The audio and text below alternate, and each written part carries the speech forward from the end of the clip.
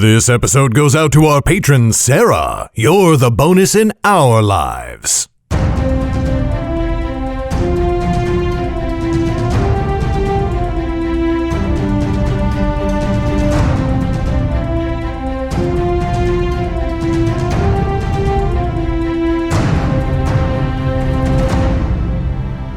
Hi there, Garrett Robinson here.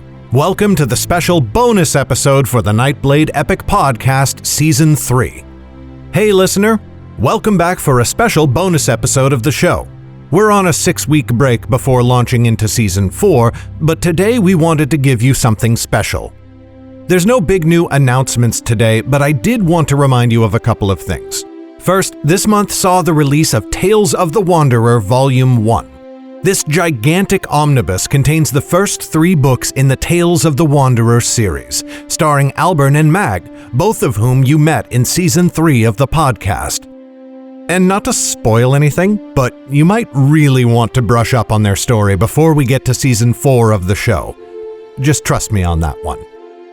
To order your copy of Tales of the Wanderer Volume 1, go to underrealm.net/wander. That's underrealm.net/wander. Hey, you're probably here because you, enjoy the podcast, right? That's kind of a given? Well, this show is possible because of the incredible support we receive from our community, especially those of you who support us on Patreon. Patreon is a voluntary subscription service where you can contribute a little bit each month to your favorite creators, hopefully including us. For just $1 a month, or more than $1 a month, you can read Underrealm books as I write them, read finished books weeks before they're available on Amazon, or a whole bunch of other cool perks. Check them all out and become a supporter at underrealm.net/Patreon. That's underrealm.net/Patreon. Okay, now it's time for today's bonus episode. But what is today's bonus? Well, Darkfire was the end of the first trilogy of the Nightblade epic, and after each trilogy, I like to put together a little thing called the addenda. You know how Lord of the Rings had the appendices, and they were all these little bonus essays and stories Tolkien wrote that really enriched and built out the world of Middle-earth? The addenda are the same idea. These essays and bonus stories surround the story you've been hearing for the last 3 seasons of the show. They explain a lot more about your favorite characters, locations, and creatures, and I hope you enjoy them. So buckle up, dear listener. This is going to be a long one. Enjoy!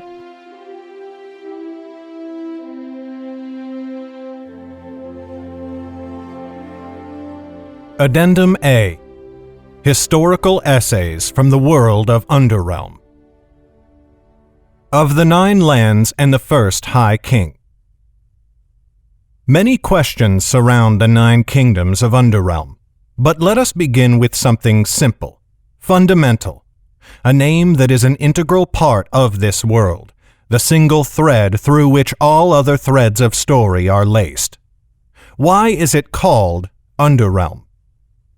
To the northeast of the 9 kingdoms is an ocean they call the Eldest Deep. It is the greatest of Underrealm's 3 seas, and its waters mingle with those of the Great Bay, where the High King sits upon her seat. In days long before the deeds of man were recorded in history, the time before time, as the people of Underrealm call it, ships appeared on the distant horizon of the Eldest Deep, bearing those who would form the great nation of Underrealm. Where did these ships come from? Why did they voyage across those vast, uncharted, and unchartable waters? No one remembers, nor do they remember the names of the ships that bore these travelers, though most scholars of such things agree that the ships were 16 in number. Some say they fled a great evil and darkness, which hounded the winds that blew them. Others say they were exiles seeking new lands and a new life. Most hold the notion that the 16 ships were only the remnant of a much larger fleet. But as for how many originally set out from whatever distant land sent them forth, who can say?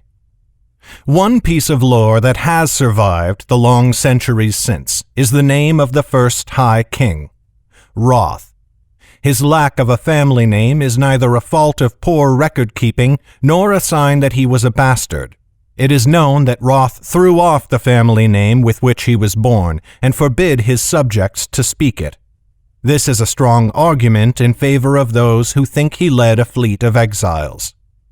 Roth was said to be a man of modest stature, but of overwhelming presence, so that none standing before him could but feel cowed and subservient. That would serve him well in a life filled with betrayal and war, but those tales are many, and we only have time now to skim the surface of them. It was Roth who first set foot on the island of Southbreak, where now stands the capital of the kingdom of Dulmoon, and gave it its name. There he proclaimed himself the High King of Underrealm, the world beneath the world. That phrasing, as well as the fact that it has survived the more than 1,300 years that have passed since, gives us our first clue as to the meaning of the word Underrealm. Wherever they came from before they found these wide and plentiful lands, in a very real sense, Roth's people considered it a place above their new home. Therefore, most scholars agree that the place of Roth's birth was a land far to the north, far across the eldest deep, and that Roth led his people south from there, flying away from their homes for some unknown reason, with little hope and no certainty of finding safety.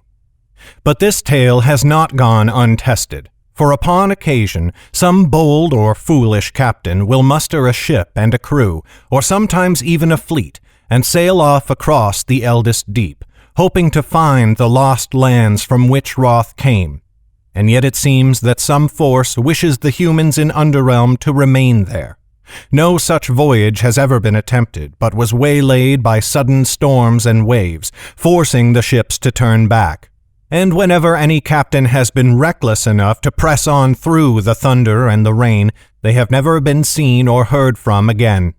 Some sailors across the Nine Lands shrug and say, mayhap they found what they were looking for. Mayhap they found the lost lands, and now live there in wealth and plenty.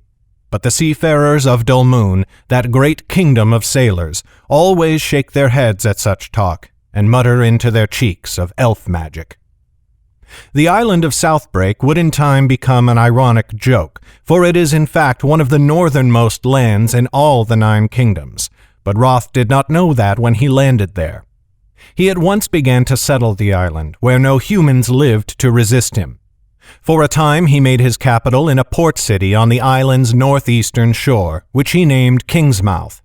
But immediately he sent out scouts to locate a more suitable place for his throne, and soon he found it, a nigh impregnable mountain upon which he built a city worthy of bearing his name. So Rothden came to be built, and there the king of Dulmoon has ruled in unending lineage until this very day.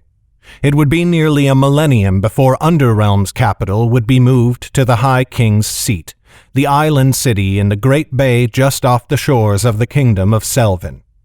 And during all those long centuries, Dulmoon was by far the greatest of the kingdoms, and its citizens had no reason to believe that would ever change. Even as Roth strengthened his position upon Southbreak, he sent forth armies, under the command of the generals and admirals who were his kin, to explore the lands that surrounded his island and conquer them. First, they mapped the edges of the Great Bay, including the island that would one day become the High King's seat. Then they landed and made their settlements upon those distant shores, and built many warlights so that their supply lines would remain strong.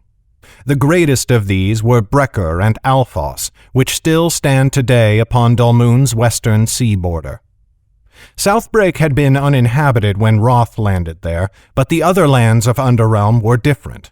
With 3 regional exceptions, the humans who dwelt in the Nine Lands were no match for the steel and war machines of Roth's armies. Only in Idris, Feldamar, and Hedgemond did Roth's kin fail to conquer swiftly and surely. All other humans fell at once before their onslaught.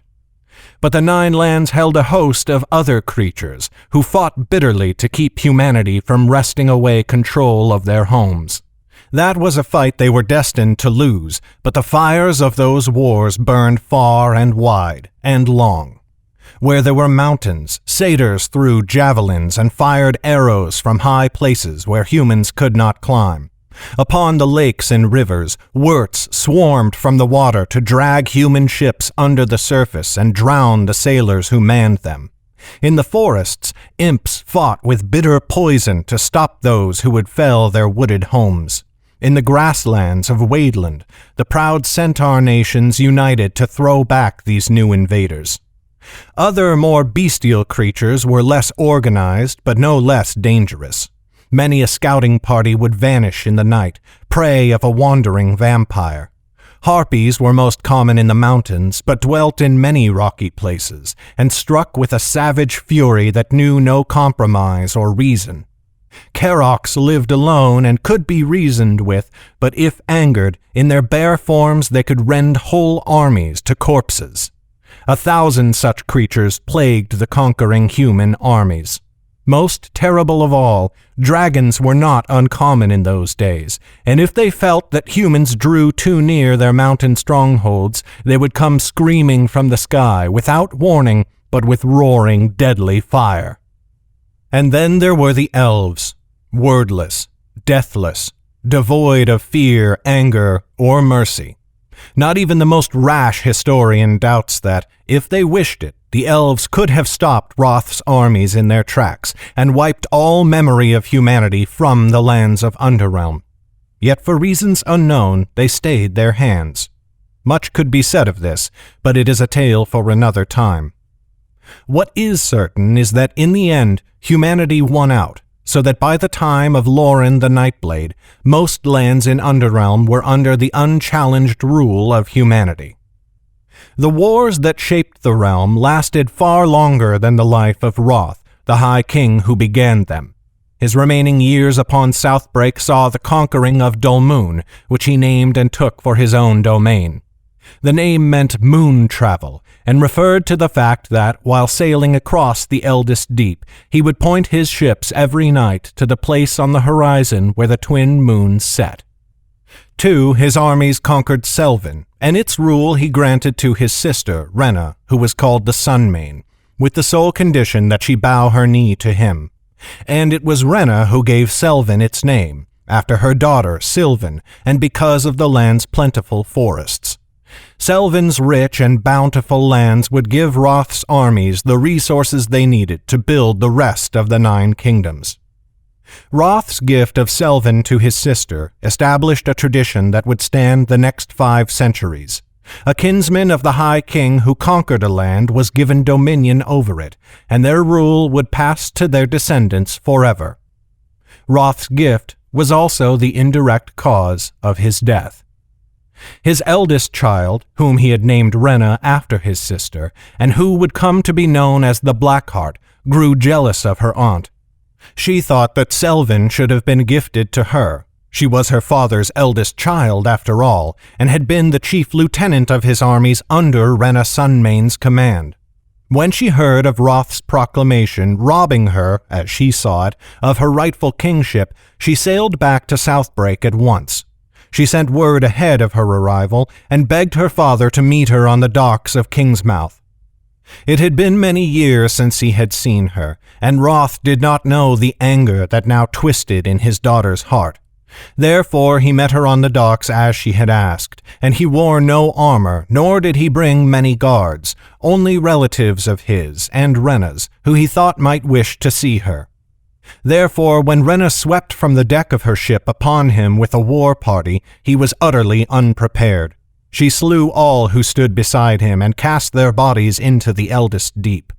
But her father she kept alive until the last, and with a knife to his throat she demanded he rescind his earlier command, and name her king of Selvin.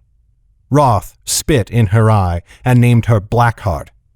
"If you will not give me my aunt's kingdom, I will have yours instead," she said. And so she killed Roth, and cut off his head, which she would later mount over her throne in Rothton. It is a curious thing that she still called it that, the capital city that bore the name of her father. But she never changed it. And indeed, when she spoke of him at all, which was rarely, it is said that she seemed to regard him with no malice, but only with a little sadness, as though his death were a messy, unpleasant ordeal that might have been easily avoided, if only he had not been so foolish. Of course, her aunt, Renna the Sunmane, did not let this offense go unpunished, and declared her niece a kinslayer. That was the beginning of the first civil war to ravage Underrealm, though by no means the last. Many account Roth's proclamation as one of the most momentous events in the history of the Nine Lands. Had he named his daughter to the throne of Selvin, rather than his sister, it is easy to believe there would never have come the dark time of the Wizard Kings. Then again, many argue that without the War of the Sun, as it would come to be called, the Outland Kingdoms would never have been added to Underrealm's empire, and that the Tomb Kings of Idris might have reconquered their home, and all the other lands besides, leaving Roth's descendants clinging to a meager existence on Southbreak. But the tales of Underrealm are many and unending, and we must let this one be, for now. Of the family Yeren. The conquest of Feldamar. The family Yeren is the last great family to have existed largely unchanged since the time before time. Hailing from the kingdom of Feldamar, they were a powerful force to be reckoned with, even before Roth began his war of conquest. The Yerens never sought to rule, but have long contented themselves with being the power and the coin behind many a throne. The matriarch Manya ruled the clan when Roth's forces first approached Feldamar's eastern borders and put their claim to the land. Feldamar was at that time ruled by a king named Kajina, and he summoned a great moot at once. The land of Feldamar has always been a hard land to conquer and to rule, for its roads rarely remain unbroken by rain and flood and earthquake. 1,000 lesser lords may be found in its dark and hidden reaches, each claiming a title more grandiose than the last. But when Kajina sent them word of a growing threat in the far east, they all came, and Manya herself arrived to witness the proceedings. As the king and his vassals argued over the best course of action, Manya saw, as if she were elf-touched, the skeins of fate unfolding before her. She had already sent envoys to inspect the size and makeup of Roth's forces. She knew that his ships were mighty, his armies were numerous, and all his warriors were armed with steel much finer than that of the land's current inhabitants. Kajina and his vassals would mount a vigorous defense, but in time they would fall. Yet Manya knew that if she were clever, the family Yeren could yet profit from such a war. And so, in private, with only her closest advisers, she crafted a plot that would let her clan acquire prosperity as they never had before. And on the 6th day of Kajina's councils, she stood before the lords of Feldamar and pledged the family Yeren's support in the struggle against Roth. Yeren has never had powerful standing armies. Even in those ancient times, their military might was restricted to the soldiers who guarded their caravans, and they were loath to hire mercenaries. Therefore, their contribution to the war came in the form of financial aid, given in loan at terms that were very generous to the lords of Feldamar. This emboldened the lords, who sent forth their armies in arrogance to cast back the armies of Roth, who had already landed on the coasts of the mainland and had begun to establish footholds upon its shores. But Roth's forces were powerful, and his generals were canny beyond the ability of Kajina's lords to outwit them. They pushed the Feldamarian forces back, swiftly routing them across the lands that are now the western part of the kingdom of Dolmoon.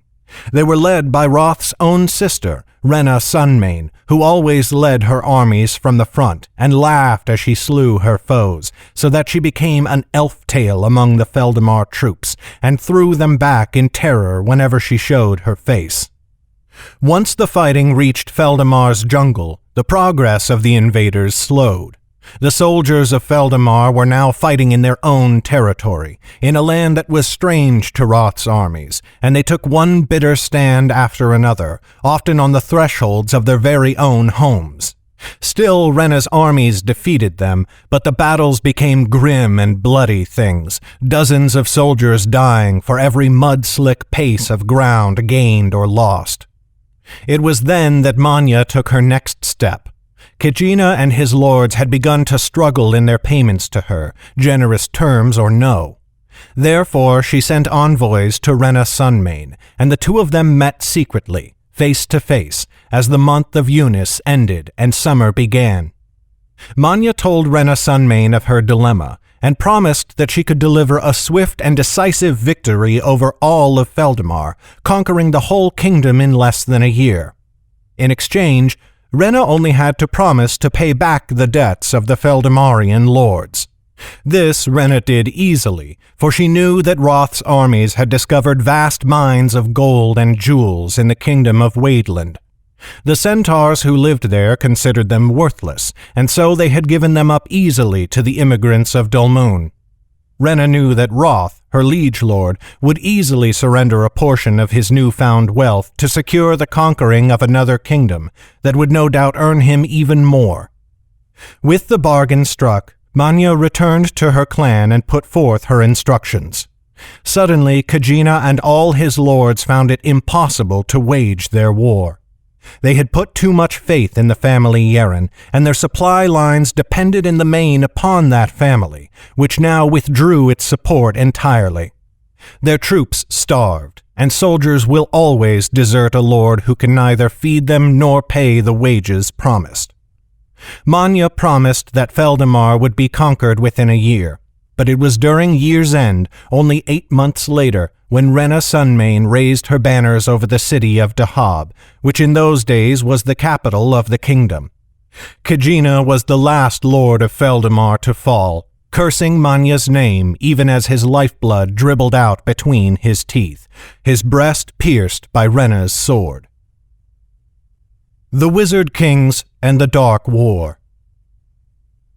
Hundreds of years after the establishment of the 9 kingdoms, the family Yeren found another opportunity to increase their power, but in their greed they brought about the darkest chapter of Underrealm's history, the Dark Wars. Even in the time before time, the Yerens were the sole suppliers of mage stones, those most dangerous and coveted crystals that grant untold power to any wizard who consumes them.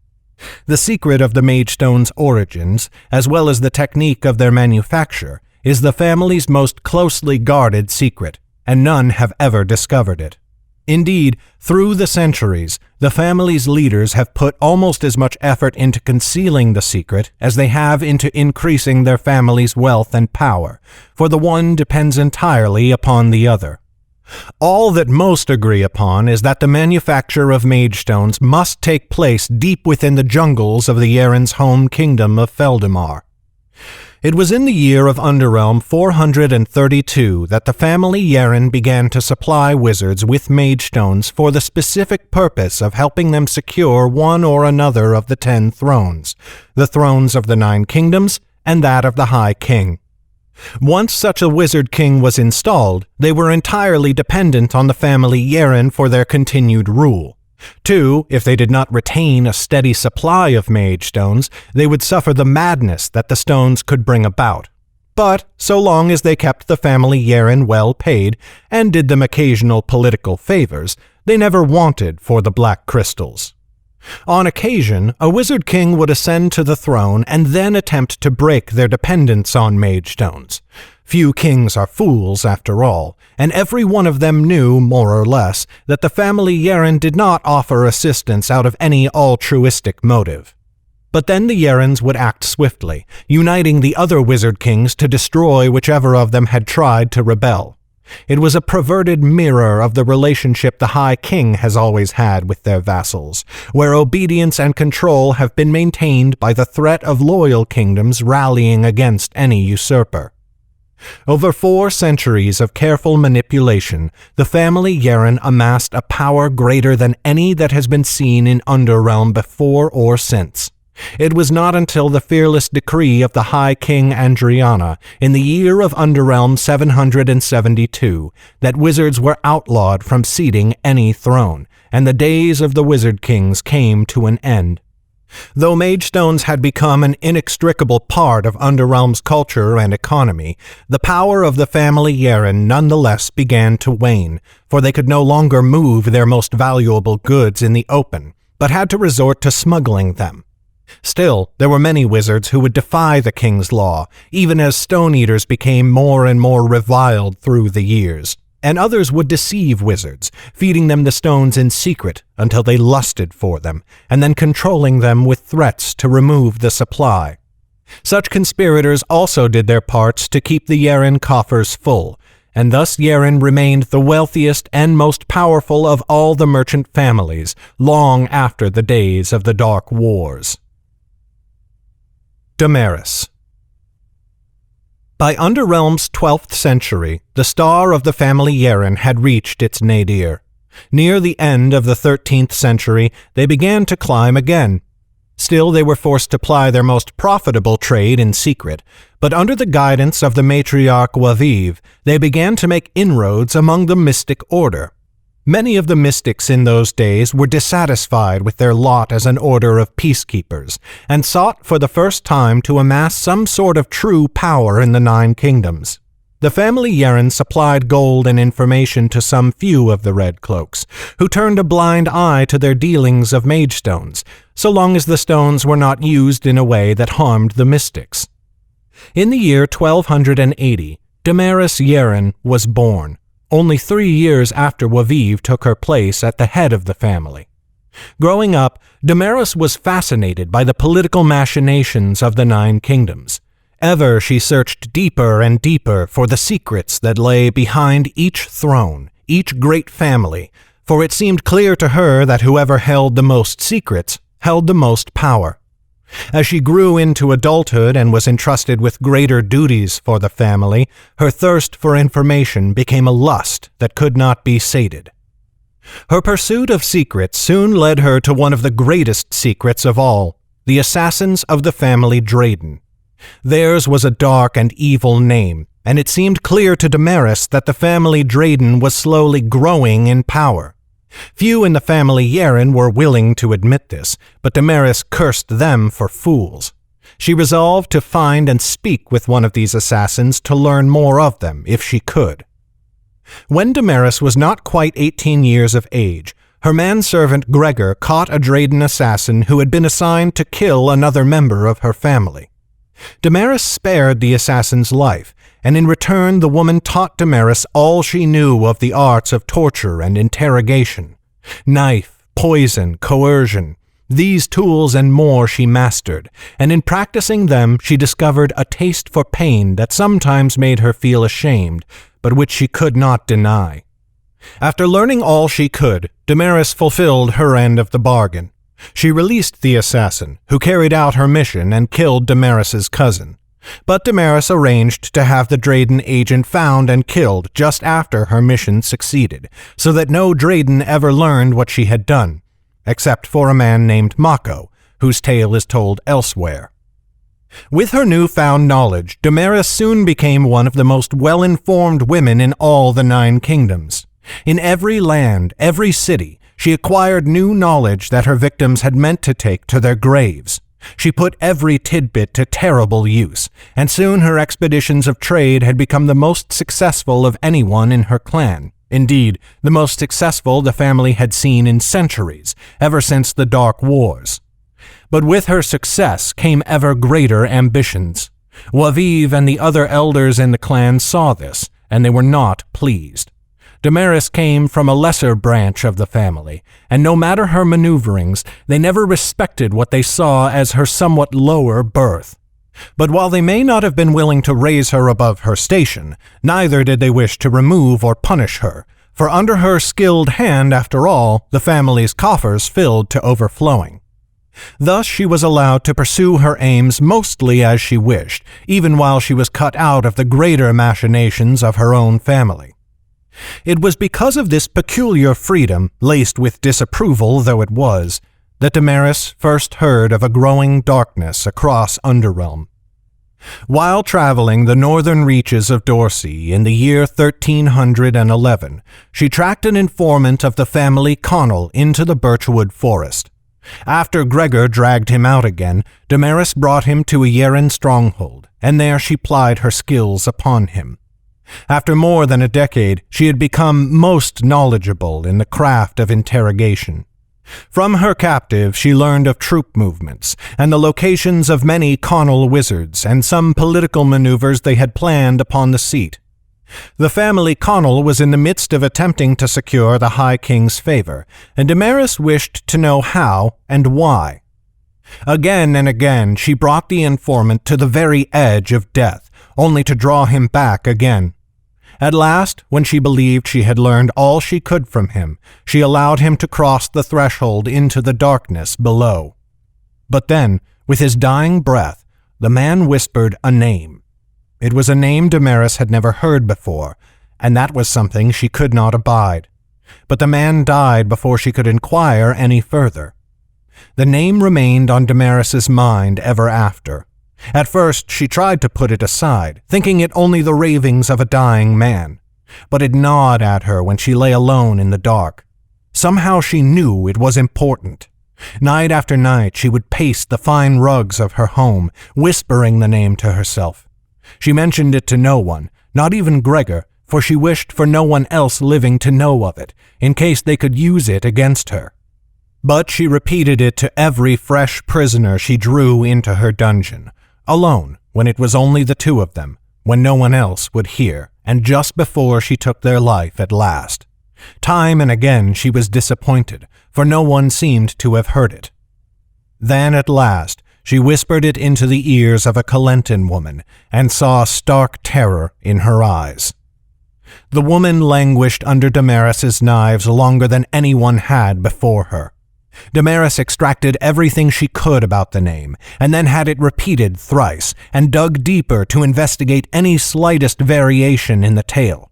And she did not let the poor soul die until she had 2 more names, others who might know more.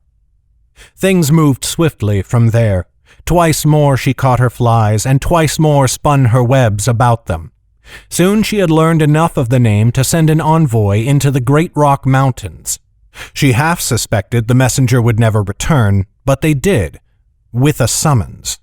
Thus Damaris herself met the mysterious stranger, whom those in the stronghold called the Lord, for the first time. And she learned of their plans, and for the first time in years, her heart knew the touch of fear.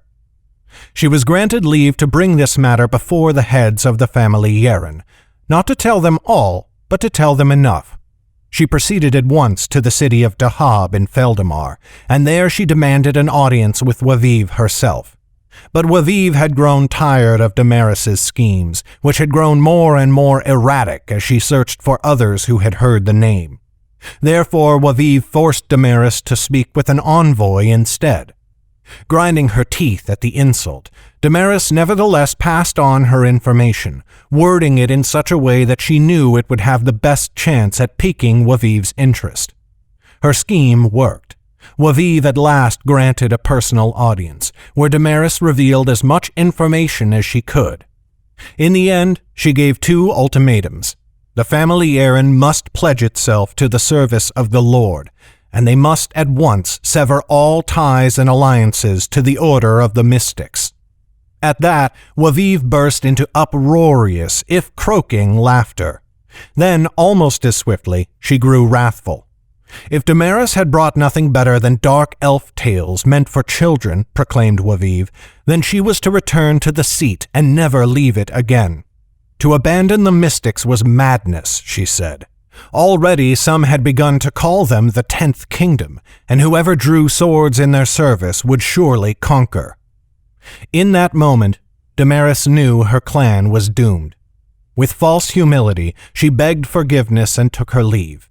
Then she called together a council of the only ones she could trust in all the world, Gregor and Gretchen and some other small few, and told them everything.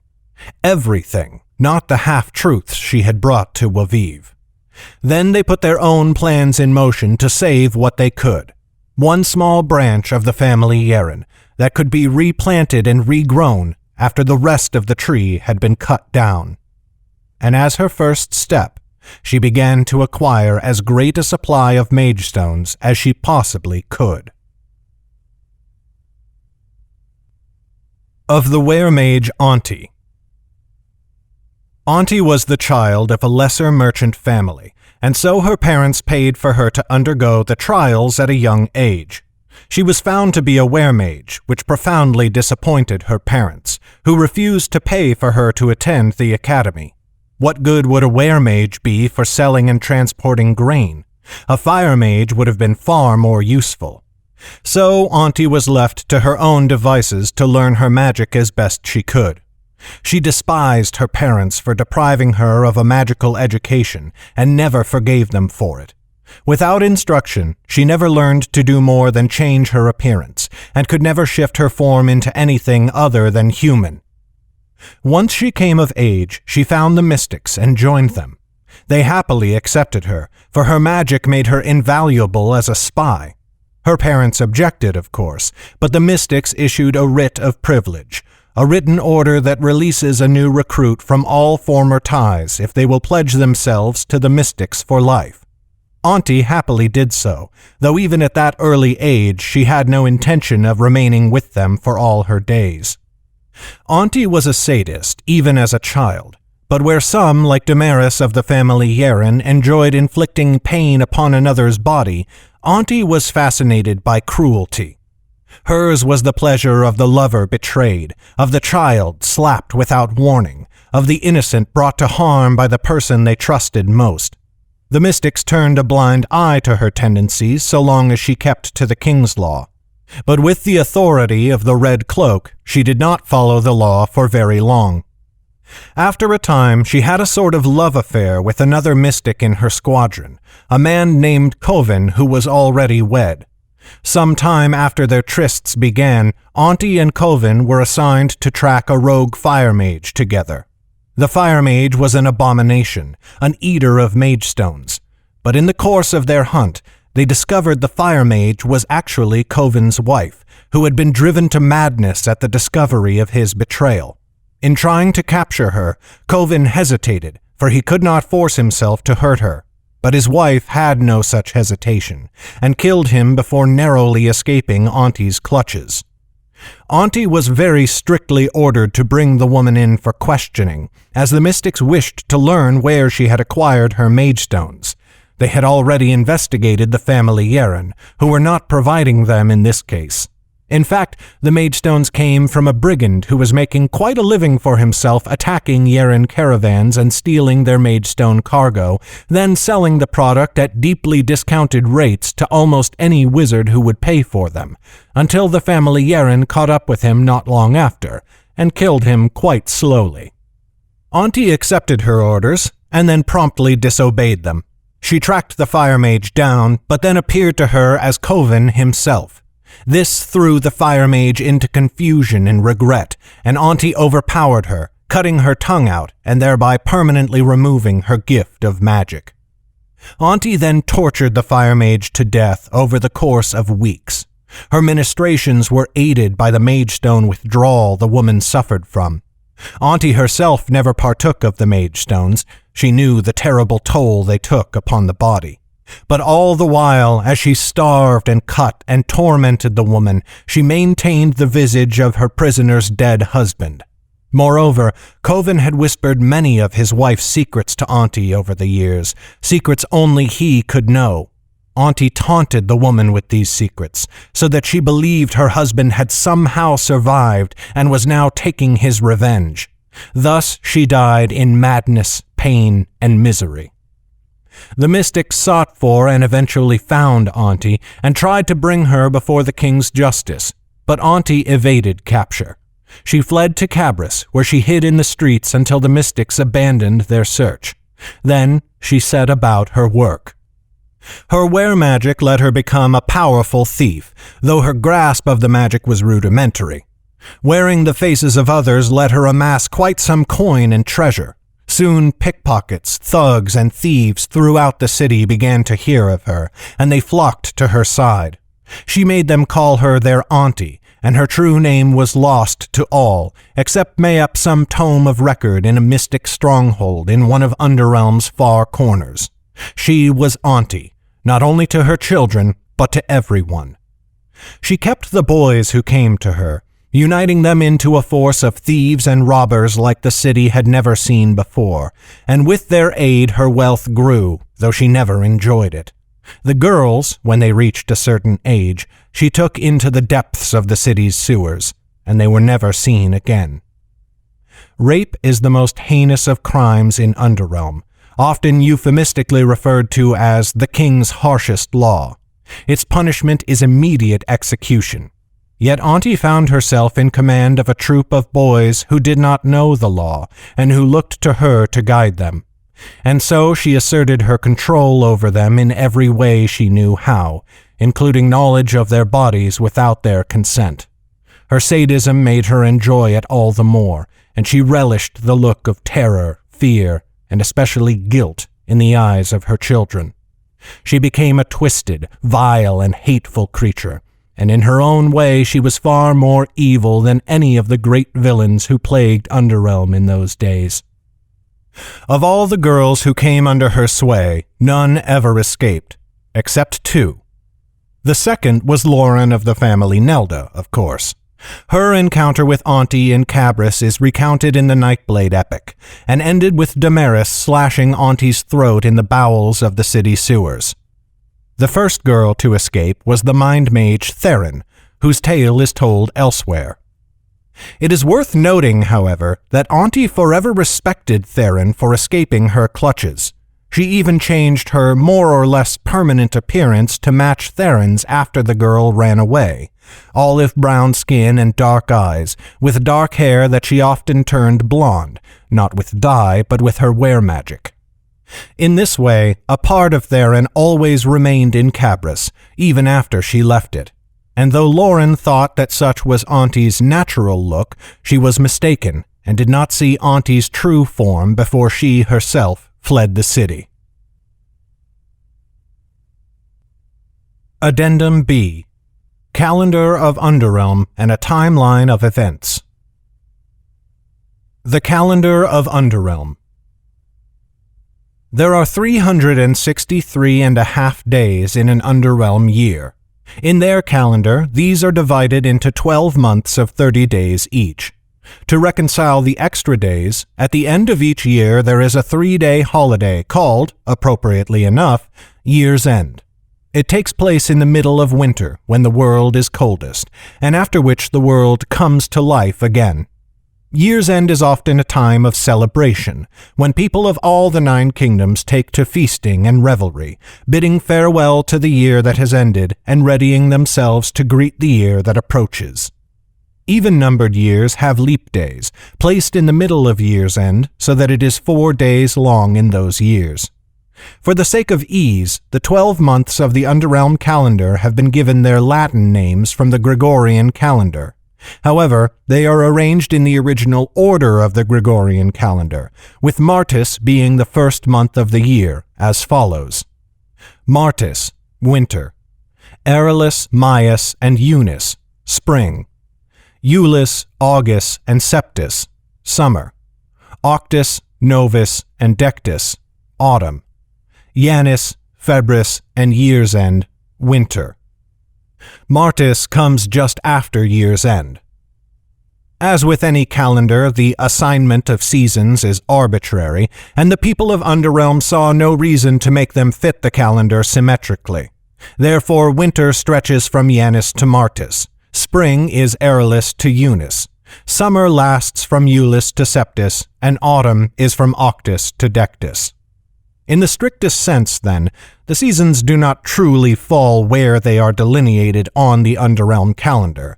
However, this assignment was seen as a neater solution than having the seasons begin and end in the middle of months, which would of course be chaotic and confusing to everyone involved. The Count of Years. The year of Underrealm 1 is the year Roth, the first High King of Underrealm, ruling from the city of Rothden on the island capital of Dolmoon, declared the 9 lands to be under his dominion. Though some scholars enjoy debating the exact count, it is generally accepted to have occurred 1,311 years before the events of Nightblade. Years are notated as the year of Underrealm 1312. Weeks. The 12 months of Underrealm are further divided into 3 weeks of 10 days. As we have done, the days were named for planets that the denizens of Underrealm could observe. But this presented a problem. Only 6 planets were visible in the sky. These were named Taya, Yuna, Kina, Marama, Dal, and Kasei in the time before time, and gave Underrealm the day names of Tazday, Yunsday, Kinsday, Marsday, Dalsday, and Kazday. 2 more days were named for Underrealm's twin moons of Enelin and Merida, giving them Linday and Meriday. The sun led to Sunday, as it did for us, and that was also the Underrealm day of rest. It is said that before humans came to Underrealm, the 10th day, which always preceded Sunday, had various names among different people. And so, when the first High King of Underrealm, Roth, founded the 9 lands, he named the 10th day after himself, calling it Roth's Day. Thus the days are, in order, Linday, Meriday, Tazday, Yunsday, Kinsday, Marsday, Dalsday, Kazday, Roth's Day, and Sunday. A timeline of the events in this book. The year of Underrealm 1312. 15 August. Lauren meets Zane and flees the birchwood after shooting her father in the leg with an arrow. 16 August. Zane abandons Lauren. She travels alone for a day. 17 August. The constables pursue Lauren and she finds refuge in Damaris's caravan. 18 August. More constables arrive, and Damaris kills them. Lauren receives the Black Cloak. 19 August. Damaris continues Lauren's riding lessons. 21 August. Arrival at Cabris. Lauren and Annis flee. Lauren is captured by Byrne and Corin, but Corin releases her. She meets Jordell and refuses to speak to him of Zane. Jem steals from her, and she chases him down. He brings her to Auntie, who gives Lauren a job. But Auntie betrays Lauren and tries to hand her over to the constables. Lauren and Jem escape with Zane's help, then set off in the middle of the night to find Annis. 22 August. Lauren meets Jordell again and again refuses his help.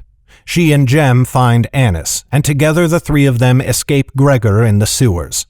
They try to sneak away from the inn with Zane, but Auntie attacks them and steals Lauren's dagger. They go to Zane's friend Marcus, who gives them shelter. Zane and Annis are smuggled from the city. Lauren and Jem try to steal the dagger from Auntie, but are unable to enter her hidey hole. 23 August. Lauren finds Jordell again, and he gives her the idea to work with Damaris. Damaris agrees to join Lauren in retrieving her dagger if Lauren will in turn give her Annis. 24 August. Lauren and the family Yeren, together with constables, attack Auntie's home. They capture Auntie and bring her to the hidey hole. The trap triggers, gravely injuring Gregor. Lauren opens the door and retrieves her dagger, then flees Damaris's wrath as the merchant realizes she has been tricked. Lauren throws herself on the mercy of the king's justice and is placed in the constable's cell. 25 August. Damaris visits Lauren and interrogates her for Annis's location using a clouded viper. Lauren gives false information, but the viper bites her regardless. After Damaris leaves, Lauren kills the viper and escapes the cell as dawn breaks. Mad with snake venom, Lauren goes to Damaris's room at the inn and destroys her mage stones. Jordell finds her and carries her to his friend Alin, an apothecary. 26 August. Lauren awakens to find Damaris has fled the city. She agrees to bring Jordell to Zane under the promise he not harm the wizard. Lauren, Jem, and Jordell ride from Cabris together, but cannot find Zane and Annis. They ride on for many days. 27 August. Damaris abandons her plans to ride the King's Road and strikes directly west across Selvin to the city of Blofeld, where her family has another plentiful supply of magestones. 2 Septis. Seth spots the trail of the mercenary army. Jordell investigates with Lauren. A mercenary scouting party captures Jem, and Jordell kills them to rescue the boy. They flee the mercenaries and ride south. 3 Septis. Zane wakes Lauren in the middle of the night. She and Jem flee with him and join Annis, then ride south. Damaris reaches Blofeld. 5 Septis. Lauren arrives at Redbrook. She sees Vivian for the first time. They meet Brimlad and secure passage west on his boat. Vivian discovers them and secures passage on the same boat. They retire to an inn but are discovered by agents of Yeren as they try to sleep. They escape, find Brimlad, and leave Redbrook heading west on the river. 13 Septis. After lengthy maneuvering, Damaris secures another caravan full of magestones. She leads these through the westwood towards the Great Rock Mountains. 20 Septis. They spot Vivian's ship behind them. 22 Septis. Vivian reaches them. She and Zane battle upon the river. With the help of magestones, Zane defeats her, leaving her ship stranded on the riverbank. 24 Septis. They reach Wellmont to find the city's river gates closed to them. Bubble the Wort finds them and offers his help.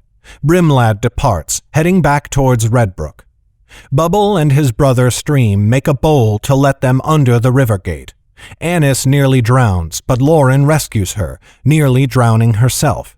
They find an inn and stay the night. 25 Septis. Lauren tries to steal the coin of the woodsman Gillum. He discovers her, and constables take her and Zane. In the constable's station, they find Jordell and Vivian waiting for them. Jordell tries to convince Zane to join him. The wizard refuses, but agrees to speak more the next day. 26 Septis. Zane takes counsel with Jordell. Afterward, he agrees to follow the mystic, but will not tell Lauren what Jordell revealed to him. Before they can leave Wellmont, Dorsey attacks.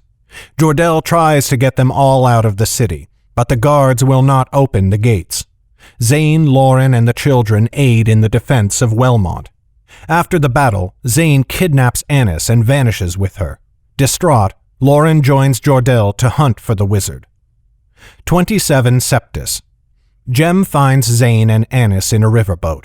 Lauren sneaks aboard and finds the wizard suffering from magestone sickness, though she does not recognize the symptoms. She breaks her pledge to Jordell and helps Zane escape the city. Zane uses Darkfire on 3 Dortian ships upon the river. They leave the riverboat and head north, and encounter the mercenary army camped northwest of Wellmont. Lauren sneaks in and cuts free all the mercenaries' horses, stealing a horse in the process, which she will later name Midnight. 28 Septis.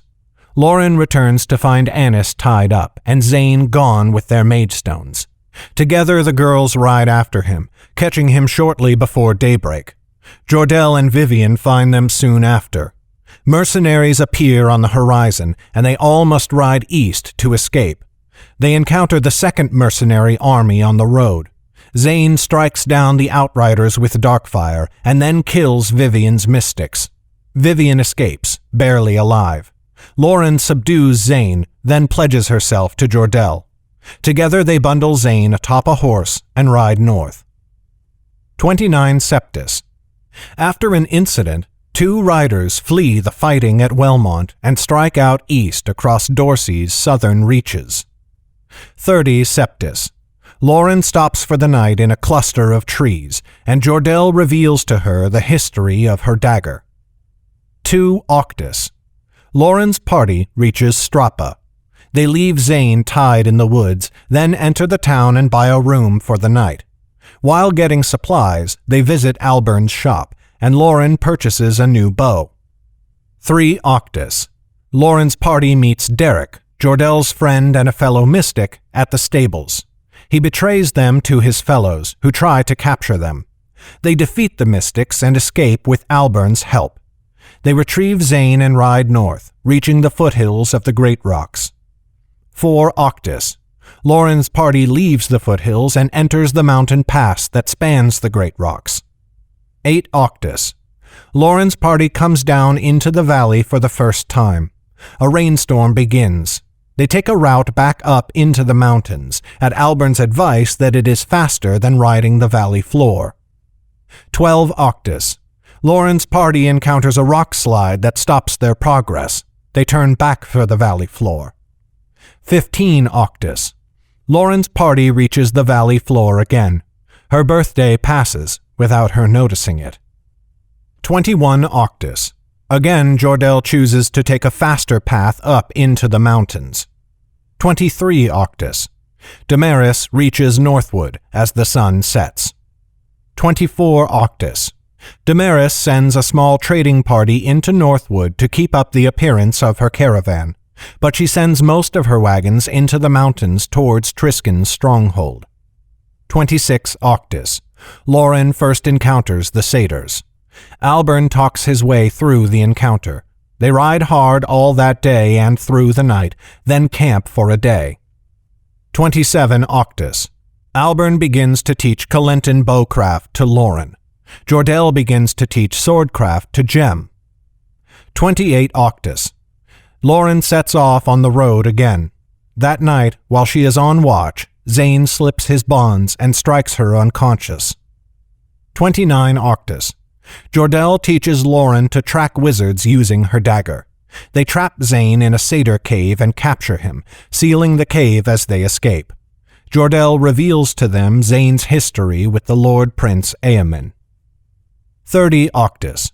Lauren knows the tale is not complete and asks Jordell for more. He reveals that his sister is Zane's beloved, and Zane's son his nephew by blood. They come to a road that crosses above the valley. Satyrs attack them as they try to cross it, forcing them to ride further north instead. Albern tells them of the stronghold to the north. They first encounter harpies. 1 Novus. They try to climb the mountains to avoid the fortress. The harpies attack, forcing them back to the north road. 2 Novus. They reach the valley floor and try to leave the road, heading east. Again the harpies attack, this time joined by satyrs, and they are forced back to the road again. Jordell asks Lauren to feed Zane that night, and the wizard apologizes for his actions, though Lauren does not trust him. 4 Novus. Lauren's party reaches the stronghold. Jordell recognizes it as a mystic fortress. No one meets them at the gate. They hide in the mountain's caves. Lauren sees Damaris's caravan arrive at the stronghold. Jordell shows Lauren the secret entrance, and they sneak into the stronghold. Lauren sees Triskin for the first time. She sneaks into the great hall and spies on Triskin's meeting with Damaris. Shades find Albern, Jem, and Annis in the caves. Lauren and Jordell arrive to help. They fight Triskin and kill him, but he rises again, his wounds healed. Lauren's party escapes into the stronghold's secret entrance. 5 Novus. Lauren and the others sneak into the fortress once again. Lauren steals 2 packets of magestones. They set fire to Damaris's caravan. Lauren escapes with Albern, but Jordell and Jem are captured. 6 Novus. Lauren escapes the stronghold with the others, but they are hounded upon the road, and satyrs and harpies corner them in a cave. Lauren gives Zane a magestone, and he casts down the harpies and satyrs. They return to the fortress. Upon the road they meet Damaris, who asks Annis to come home. Annis denounces her. They reach the stronghold, and Zane defeats the Shade army. In the fortress they find Jordell and Jem alive. Triskin stops them as they try to escape. They defeat Triskin, but Jordell dies in the battle. They bury Jordell's body, and Zane inscribes his epitaph on the stones of the bridge. Zane rejects the magestones, flinging them to the valley floor. Lauren withholds from him that she has another packet of the stones. 12 Novus. They reach Northwood and Mag's Inn. Albern tells them he plans to leave them. Lauren finds Chet in a tavern. He reveals to her that her father died from the arrow she shot him with, when she left the birchwood. Addendum C. Excerpts from the Bestiary of Underrealm. Wurts. Of all the creatures of Underrealm, the Wurts were most easily conquered by humans. This was due in part to the Wurts themselves. They are a small people and not physically impressive or powerful. But it is also because the Wurts and the humans did not largely desire the same territory, as contrasted with many other races. The Imps, for example, dwelt in forests, which the humans desired for their lumber. The Centaurs inhabited Wadeland's bountiful mountain countryside, which humans encroached upon more and more as they discovered the wealth buried underneath. But the Wurts have always been as comfortable living under the water as on top of it, and they are easily frightened, so that other than a few pitched battles, their war with the conquering humans was a small thing, and was rarely mentioned in tomes of history. As for the Wurts themselves, they are spindly, almost childlike creatures. Even the tallest of them do not grow taller than a pace and a half, and their limbs are thin, if well muscled from all of the time they spend swimming. Their skin is both like and unlike a human's, for it is not slimy like an eel's, but it will dry out if it is out of the water for too long. Their fingers and toes are longer than ours, and webbed, and they never wear shoes, which would only hamper their swimming.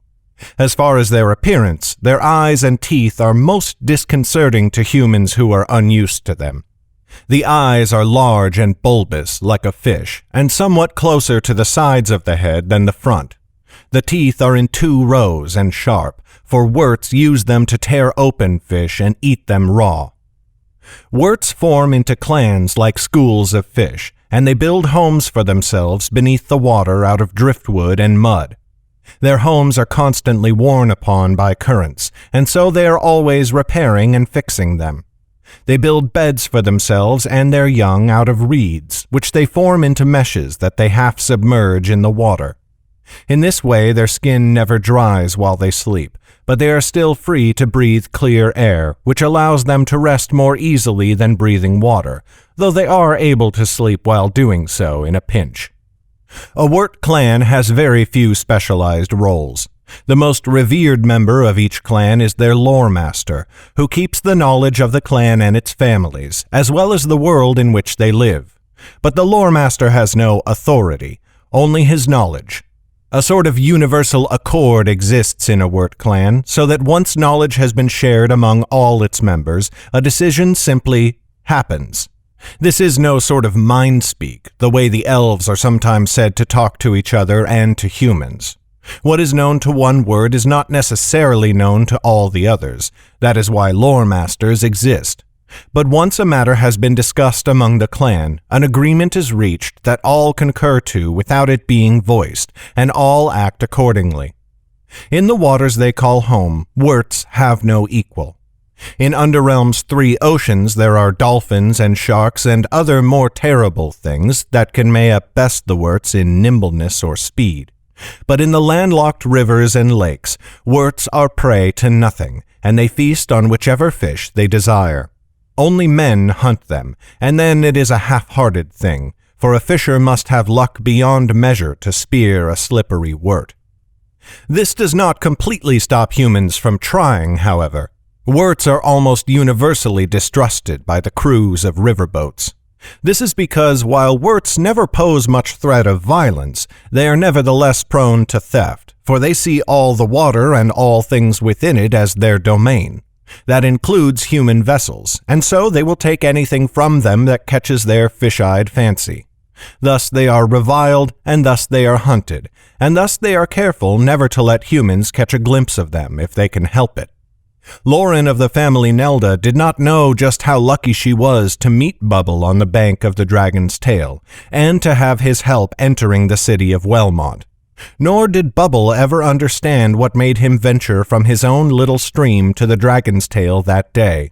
He only knew at the time that something drew him south, like a beautiful song without words, half heard at the back of his mind. Satyrs. Satyrs live in many of Underrealm's mountains, not just the Great Rocks. But the valley just west of Selvin is one of the last places where they are gathered in any great strength. The soil of that valley is not well suited for farming, and the mountains surrounding it have never been found to contain many gems or precious metals. 2. Harpies and other creatures have long made their homes there, so that even when some desperate humans would try to settle within, they were soon driven away or killed. To humans, male and female satyrs are almost indistinguishable. Indeed, Lauren thought that all the satyrs she fought in the Great Rocks were male, though Albern could have told her that was not so. However, satyrs do not hold to the same conventions as nearly all the other races of Underrealm, including humans. Bucks are far more likely to be venerated as herd elders.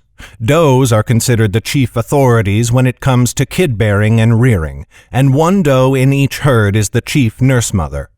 But her authority is pale compared to that of the elders, and she must defer to their judgment in all matters except those which affect the kids.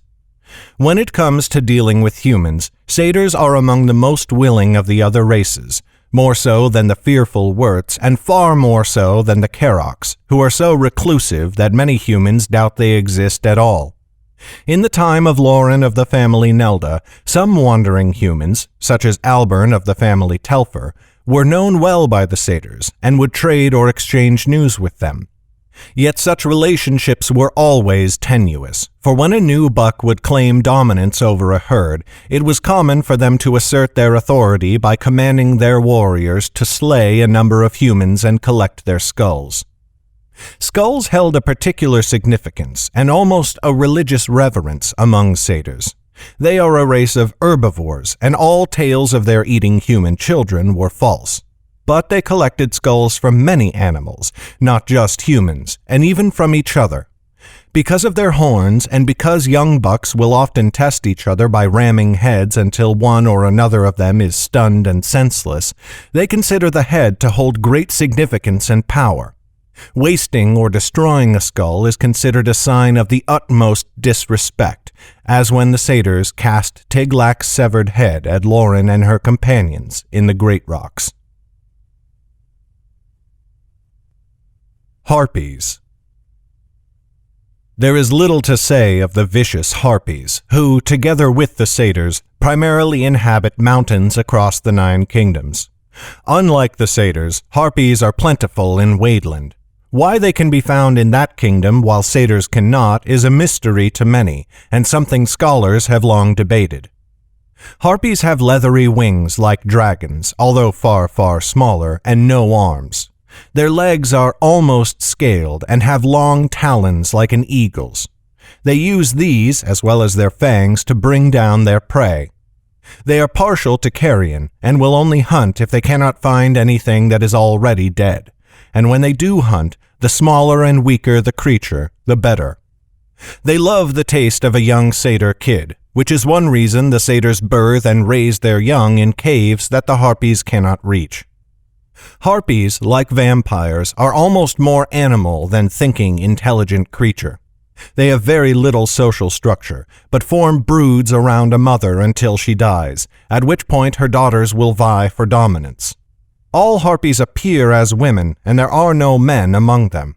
They reproduce without mating, and bear live young, not eggs as many would assume, whom they feed with milk from the breast. But once a daughter is able to fly, there is very little motherly bond unless her mother is the head of the brood. With little society and no culture whatsoever, harpies almost never act in a coordinated fashion, or serve any master other than their own hunger. As he guided Lauren and her friends through the Great Rocks, Albern of the family Telfer expressed his fear at the way the satyrs spoke of a lord. But the conduct of the harpies frightened him still more, though he kept that fear close to his heart, and spoke nothing of it to the others. For the harpies to hunt their party, rather than seek carrion, was disturbing. But it was terrifying to see them do so in conjunction with the satyrs, the more so when it was all in the service of some lord of whom Albern had never heard before. But that mystery would not be answered for some years after. Addendum D. A selection of documents of note. The Fearless Decree. The year of Underrealm 772. By the authority of and recorded from the High King Andriana, who is the Fearless. In this time and for the preservation of the 9 kingdoms of Underrealm, I do note that the black stones of power, which are the mage stones, have brought to all my kingdoms only fear and death in these dark wars. That the wizards seated upon each of the 9 thrones, who are the wizard kings, have grown in their greed until they have consumed everything in their hunger. That even now I myself, who am the High King, feel the insatiable desire for the crystals of power, and that I fear what that desire may yet lead me to do. Therefore, with the authority of my throne, which has come to me in succession unending since High King Roth, and to which all other kings must kneel, and so have done since the time before time, I do decree that from this day forth no wizard shall sit upon any throne in Underrealm, that any wizard who shall try is a vile traitor, and shall be put to death by any servant of the High King. That from this day forth no wizard shall eat the stones of power. That any wizard who shall try is a thrice cursed abomination, and shall be put to death by any servant of the High King. That the 9 kings of Underrealm shall abdicate their thrones immediately, for they are all of them wizards, and that is now unlawful. That new kings shall be chosen for each land, according to the customs of each land, which are just. That when all the new kings have been chosen, who shall not be wizard kings, I myself shall abdicate my throne upon the High King's seat. That it shall pass to 6 of mine own guard, who I have chosen, to see me through the darkness I will face. That they shall watch over me until the hunger passes, or I am dead. That as soon as I have relinquished my power, the 9 kings of Underrealm shall choose from among their number my successor, as has been the law since the death of Rena, who was the Sunmane. That to the new High King shall pass my authority as well as my kingship. That their rule shall be just and their authority shall be absolute, except that neither they nor any who succeed them shall undo this decree, no matter how long the line of High Kings may grow. That the mage hunters, who are honored among my warriors, shall no longer serve me. That the mage hunters, who are honored among all warriors, shall henceforth serve the Order of Mystics. That the mage hunters, who are honored among all of humanity, shall destroy the weapons they have had in their possession these last 200 of years, and they shall craft no more of such like. But of such weapons no mention shall be made beyond this document. And when these decrees are copied by my scribes and disseminated to the farthest reaches of Underrealm, as is my right and my intention, no mention shall be made of the weapons. This will be given only to the High King, the kings, and those mystics who are of the rank of Chancellor or above to know. I so decree in sight of the sky above and in fear of the darkness below. High King Andriana. It was often noted by scholars that in the original copy of the Fearless Decree, which Andriana herself wrote, one word in the line, "that they shall watch over me until the hunger passes or I am dead," was somewhat crooked, as though Andriana's hand had shaken while writing it. That word was not dead, as many would have assumed, but hunger. As she mentioned in the decree itself that she already felt the desire of the mage stones, many believe the decree was issued in the midst of her attempts to rid herself of them. And the fact that her hand did shake when Andriana was named for her courage and was well known for her impeccable penmanship, which she spent decades perfecting, has long been seen as testament to the power the mage stones can have over a wizard. Missives from Damaris of the family Yeren. The year of Underrealm 1297. 24 Eunice. Dearest Aunt, I hope you are well and that dear Nyara is healthy. I wished to tell you something I heard. It was only a chance conversation, you understand, and mayhap it is nothing. But I brought a constable a gift from the family, nothing more than we usually give them, you understand, and he let slip Nyara's name. I could not get him to say more, but I am worried she may be in some sort of trouble or danger. Please do care for her, will you? All my love, Damaris. 1 Euless. My beloved aunt, my deepest condolences. Everyone will miss Nyara so terribly much. I have not stopped weeping since I heard the news. Likely you can see my tears staining even this letter. I cannot banish the thought that it is my fault. I wrote you the very second I could, you understand. Please say you will forgive me. I can only sleep in the consolation that the thrice-cursed woman who killed her was found and killed in turn. My deepest regret, Damaris. The year of Underrealm 1299. 2 Martis. Gretchen, I received your letter. We simply must learn what your friend Kara knows about the prince. I know she will not speak with you. Bring her to me here on the seat. I know a few things about loosening a woman's tongue. Some tricks I learned from a Drayden, if you can believe it. Nothing untoward, but nothing our friends in red might appreciate either. Bring her to me, and I will learn what she knows. Regards, Damaris. 3 Martis. To Yumbu. Your letters, I must confess, have been simply ridiculous. Did you learn to court from dockside sailors? I have never entered a guild of lovers, much less worked at one, but that is the only thing I can imagine you must think after the way you have spoken to me. Still, I cannot tell you with honesty that I am not at least somewhat intrigued.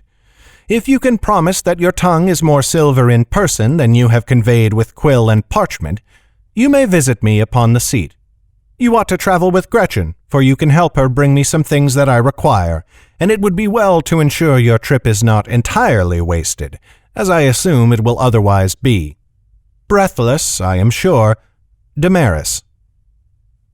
21 Maius.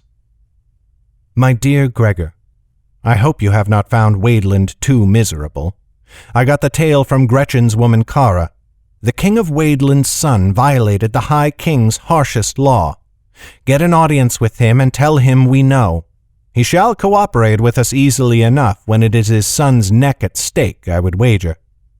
In other news, wish me strength to deal with this buffoon Yumbu. If he promises, or threatens, to take me hawking even one more time, I may send him to the same place I sent Kara. With love, Damaris. 2 Febris. My dearest and newest mother, whose heart could be fuller with joy, whose shoulders could be more burdened with honor than mine. Never let anyone visit upon you the slightest dishonor by word or by deed, for in raising Yumbu you have done a service to all the 9 kingdoms, though I will allow myself the small selfishness of reaping most of the benefit. At the union of our families my heart sings. At the honor of becoming your daughter, my mind swoons.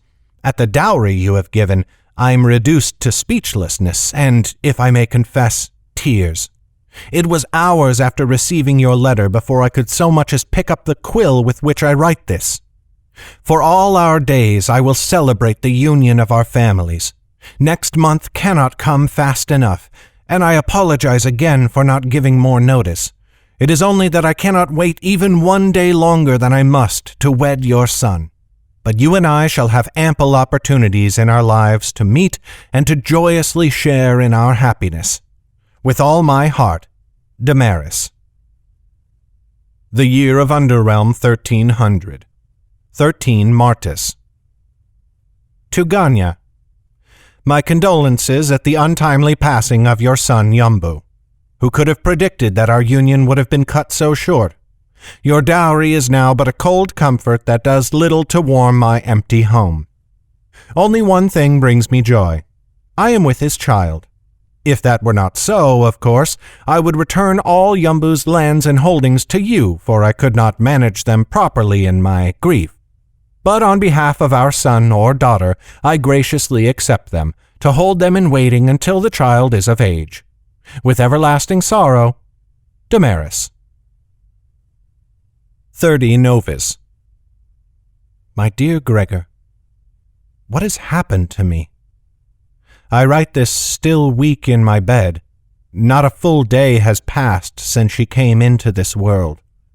Yet my heart is a thunderstorm, my mind a whirlpool that draws the ship of my thought down, down into the ocean's bottomless depths. Gregor, I love her. To feel the softness of her skin is to know elation beyond measure. To hear her every tiny breath is to feel hope fill my own lungs, to be released in a joy as pure as ensorcelment. When she cries, I cannot help weeping in chorus, but my tears are born from joy. My tears fall as well when she sleeps, when her eyes close and her tiny hands wrap around my finger.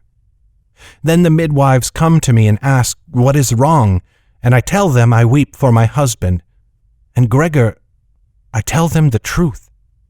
That buffoon, that utter fool, that lout Yumbu, I weep for him, because he gave me her, and for that I can never repay him. Annis.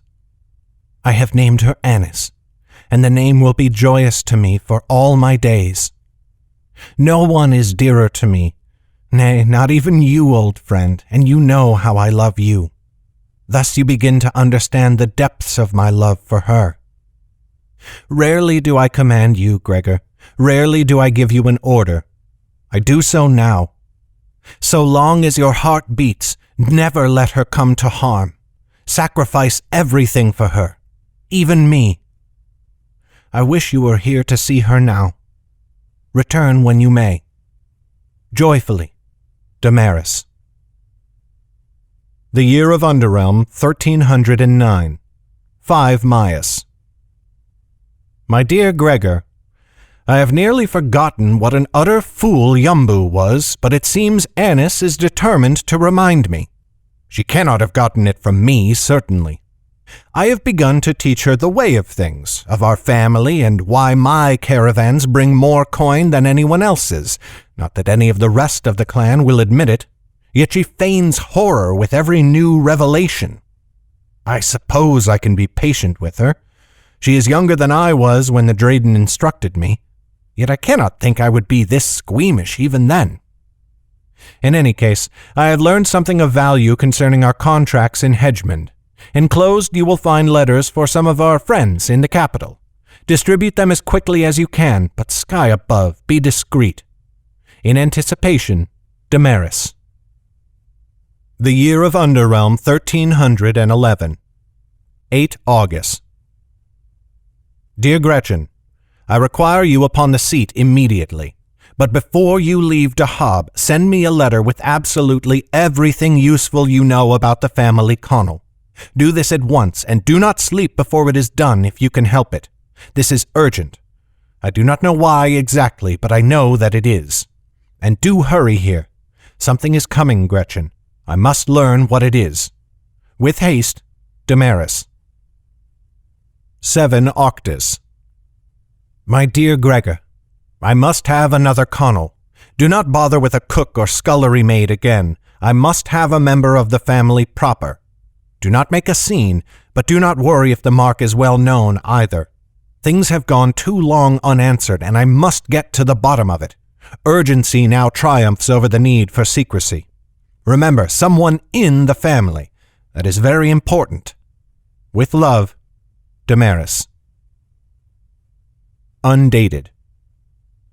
Gregor, the Connells have long been close with the family Foradar. Find me one of them instead. Mayhap that is where the Connell man heard the name.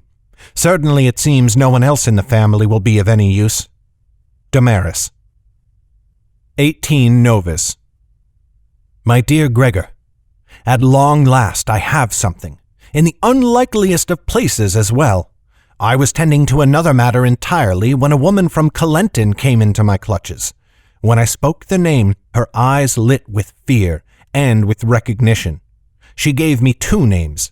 They are on the back of this scroll. Find them, Gregor, and bring them to me, no matter the cost. With love, Damaris. The year of Underrealm, 1312. undated. Gregor, the envoy has returned. We must travel to the Great Rocks at once. Do not prepare a caravan, just the two of us, along with some guards you trust with your life. No, with mine. Be ready in the morning. Damaris.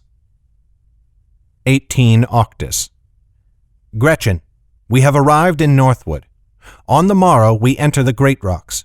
If you should never hear from me again, you must go to Waviv at once. Tell her everything we have learned, though we both know that is precious little. If Waviv listens to you at last, follow her instructions and preserve the family. If she will not, look after Anis's safety and your own. I will place no greater burden upon you than that. Damaris. 20 Octus. Gretchen, my last letter will not have reached you as I write this. Do not so much as whisper to Waviv. I will speak with her myself. Guard Anis with your life. I am returning to the seat, but I will leave it again soon. But never again will we travel without Anis beside us. Damaris. 15 Dectus.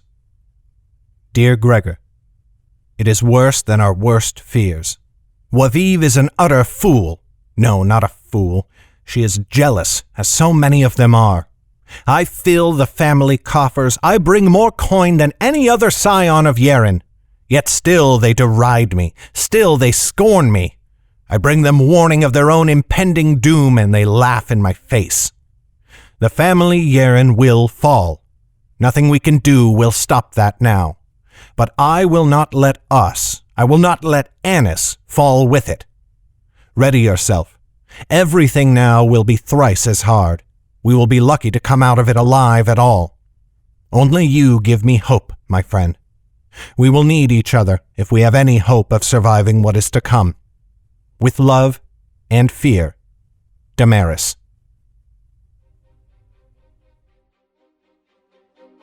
This has been a production of Legacy Books, written and narrated by Garrett Robinson. The music in this podcast was created by Will Musser. Check out his incredible work at willmusser.com. That's WILLMUSSER.com. We'll see you soon in 3 weeks with Season 4. Bye-bye!